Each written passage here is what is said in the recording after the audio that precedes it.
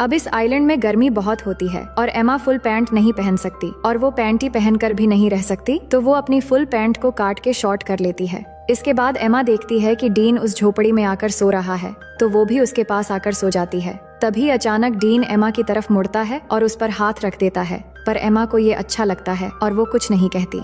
फिर अगले दिन जब एमा वाटरफॉल में नहा रही होती है, तब डीन आकर उससे सनस्क्रीन मांगता है, तो एमा डीन को कहती है कि मैं यहाँ नहा रही हूँ, तुम दूसरी तरफ जाओ। तो डीन कहता है कि तुम ही ने तो मुझे यहाँ पहरेदारी करने के लिए कहा है। ये सुन के एमा कहती है कि इस आइलैंड में कोई और भी है, इसलिए मैंने कहा। थोड़ी देर के बाद रात होने वाली है और एमा डीन को बता रही होती है कि वो अपने परिवार को बहुत याद कर रही है। तभी डीन को वहाँ पर किसी इंसान की खोपड़ी मिलती है, तो एमा उसे देखकर बहुत डर जाती है और कहती है कि ये भी हमारी तरह शायद यहाँ फंस गया होगा और इसकी ये हालत हो गई और अब हमारी हालत भी शायद इसी के जैसा हो जाएगा।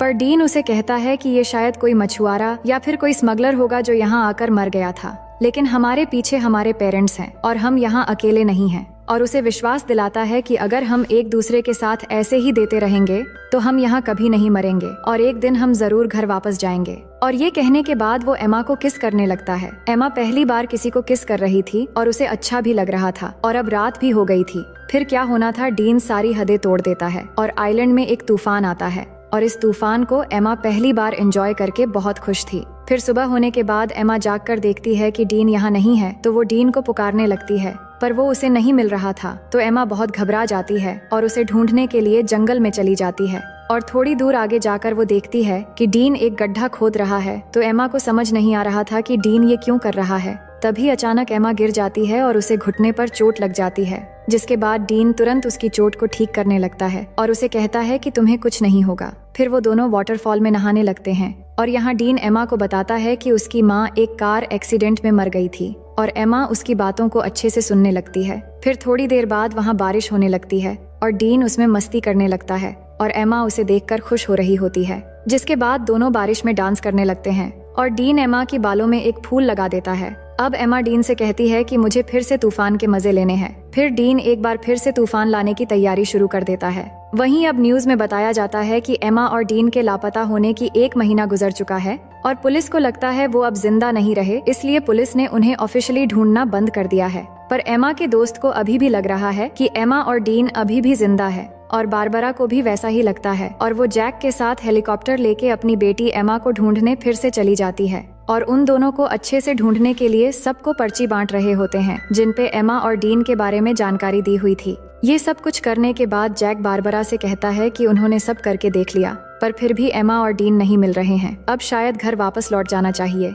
ये सुनकर बारबरा उदास हो जाती है और घर चली जाती है। दूसरी तरफ डीन एमा को हरी रोशनी के बारे में बता रहा होता है, जिसके बारे में उसकी माँ ने उसे बताया था, और वो बताता है कि वो रोशनी सूरज के डूबते समय दिखती है, पर डीन ने उस रोशनी को आज तक कभी नहीं देखा है। अब यहाँ उन्हें कुछ और हफ्ते बीत जाते हैं और दोनों आइलैंड के खूबसूरत एनवायरनमेंट के मजे लेने लगते हैं। वो समुद्र में नहाते हैं और बहुत मजे करते हैं और ऐसे ही वो एक दूसरे के बहुत करीब आ जाते हैं और जब भी उनका मन करता है तो वो तूफान और भूकंप के मजे लेते रहते थे। अब ये सब कुछ होने के बाद एमा डीन से पूछती है कि तुमने पहली बार कैसे किया था और वो कौन थी। तो डीन बताता है कि जब मैं स्कूल में था तब मेरा एक दोस्त थी जो मुझसे उम्र में बड़ी थी। अब डीन जानता था कि एमा की ये सब कुछ पहली बार थी, तो वो पूछता है तुम्हें कैसा लगा। तो वो बताती है कि अच्छा था, लेकिन तूफान की वजह से गलत जगहों पर रेत चली गई। इसके बाद एमा कहती है कि मुझे और एक्सपीरियंस करनी है, तो डीन कहता है कि ठीक है। अब आगे हम देखते हैं कि दोनों जंगल में जाते हैं कुछ फल लाने के लिए और डीन थोड़ी आगे जाकर फल तोड़ने लगता है।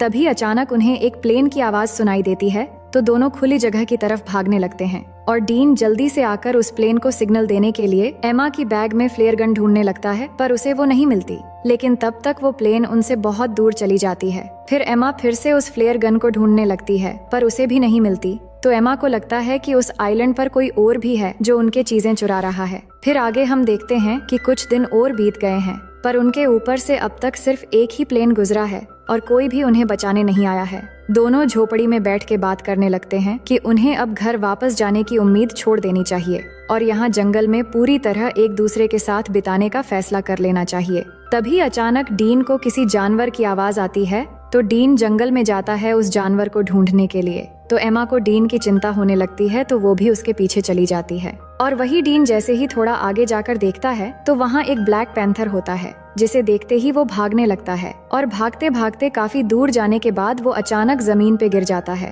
और एमा भागती हुई जब डीन के पास पहुंचती है तो वो देखती है कि डीन के पास खून से लथपथ एक चाकू है और उसने एक ब्लैक पैंथर को मार दिया है। फिर आगे हम देखते हैं कि एमा और डीन के सभी दोस्त और पेरेंट्स उनके बिना ही अपनी जिंदगी की शुरुआत कर लेते हैं। और यहाँ एमा और डीन ने भी आइलैंड पर जीना सीख लिया है और इधर ही अपनी जिंदगी गुजारने का फैसला कर लिया है, क्योंकि उन्हें जो उम्मीद थी कि उन्हें कोई बचाने आएगा वो भी अब खत्म हो चुकी थी। उन्होंने शिकार करना भी सीख लिया है और यहाँ पर झोपड़ी बनाकर रहते हैं और सभी उम्मीदें छोड़कर खुशी से एक दूसरे के साथ देते हुए दिन गुजारने लगते हैं। फिर एक दिन एमा उल्टियां करने लगती है तो डीन ये देखकर उसे पूछता है कि क्या तुम प्रेग्नेंट हो?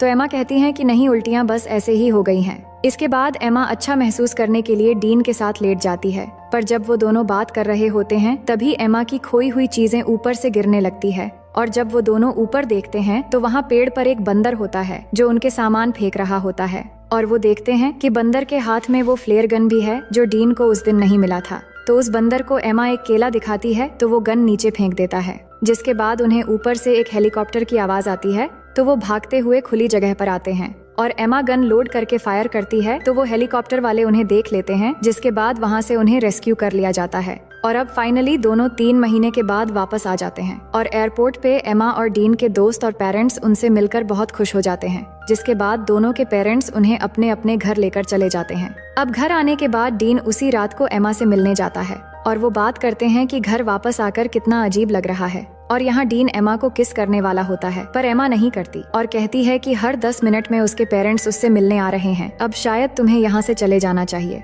और कहती हैं कि हमारे आने की खुशी में मेरे पेरेंट्स ने एक पार्टी रखी है तो तुम्हें भी आना है। फिर अगले दिन पार्टी पे सब जमा होते हैं और एमा के पेरेंट्स सबको कुछ कहने लगते हैं उनके बच्चों के वापस आने पे। इसके बाद स्टेसी डीन से पूछती है कि तुम सबके साथ क्यों नहीं हो? तो डीन कहता है कि मुझे सबसे घुलना मिलना अच्छा नहीं लगता। इसके बाद डीन एमा को उसके साथ आने के लिए इशारा करता है, पर एमा नहीं आती और उसे अनदेखा कर देती है और ये देखकर डीन पार्टी से चला जाता है। इसके बाद सभी चीजें पहले की तरह हो जाती हैं और एमा आइलैंड से वापस आने पर वो बहुत फेमस हो जाती है, पर डीन अभी भी अकेला ही रहता है और जब भी एमा और डीन एक दूसरे के पास से गुजरते हैं तो वो बस एक दूसरे की तरफ ही देखते हैं। फिर कुछ दिन बाद एमा डीन को कॉल करती है, पर डीन कॉल नहीं उठाता। उसके बाद हम देखते हैं कि एमा के रूम में स्टेसी जाती है और उसे कहती है कि तुम्हारे लापता हो जाने के बाद हमने तुम्हें बहुत मिस किया और मॉम डैड भी बहुत परेशान थे। हमने तो सोच लिया था कि शायद हमने तुम्हें बिल्कुल खो दिया है, लेकिन आज हम सब अच्छे से एक साथ हैं और बहुत खुश है। फिर एमा स्टेसी से कहती है कि तुम मेरी बहुत अच्छी बहन हो और फिर वो दोनों एक साथ प्रॉम पार्टी में जाने का डिसाइड करते हैं। दूसरी ओर हम डीन को देखते हैं जो अपनी माँ के कब्र पर जाता है और अपनी माँ को मिस करते हुए बहुत रोता है। अब प्रॉम पार्टी की रात डीन टीवी देख रहा होता है तो उसके पिता उसे पूछते हैं कि क्या पार्टी में तुम मेरे कोट पहनकर जाना चाहोगे? दूसरी तरफ एमा पार्टी में अपनी बहन के साथ पहुंच गई थी, जिसके बाद लिजी उसके पास आती है और एमा को एक सरप्राइज देने के लिए आगे ले जाने लगती है और तभी एमा देखती है कि बाहर बारिश में डीन कोट पहन के खड़ा है और एमा का इंतजार कर रहा है।